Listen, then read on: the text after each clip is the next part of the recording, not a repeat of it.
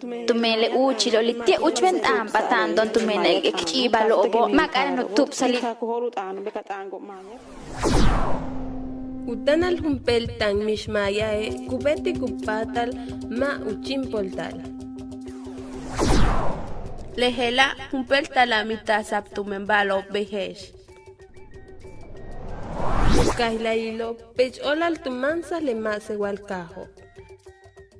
Tumematzabak humpel chukanchimpolal ichtulaka lukushtal winik. Vale, lehela maukatuyale le winiko kutaniko mayatane kauchensop ukansikop utano yetelumeatso. Upunutan aket makilo.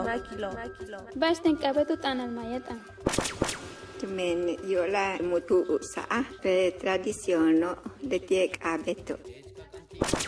Chila mutu sale maya tano kasu take me impara lobo kin ka ko horu tano be katango maya tumele maya tano ma ko debe ser ata pachili Tumele uchilo litia uchwen ampatan don tumene kibalo obo makara no tup sali.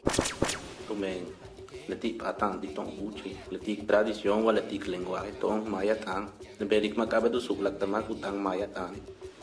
Upunutan aket makilo. Ukanalile tiam ichiluchimpoltan akmayatam. Tarakomaya yetel hebasutu.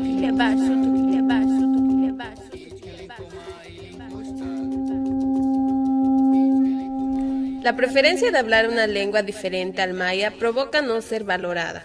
Es así una situación que se ha originado por cuestiones históricas discriminatorias que han sufrido las comunidades indígenas.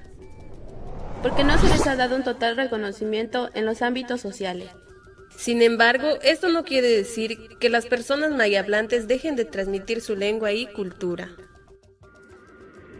La voz de nuestra gente. ¿Por qué piensas que debemos hablar maya? Para que las mamás le enseñen a los niños a hablar maya. ¿Tú sabes hablar maya? Sí.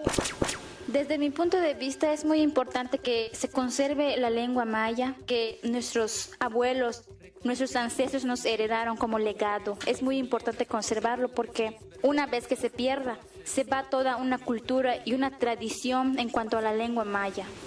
La voz de nuestra gente. La importancia está en reconocer nuestra lengua. Hablemos maya aquí y en todo momento.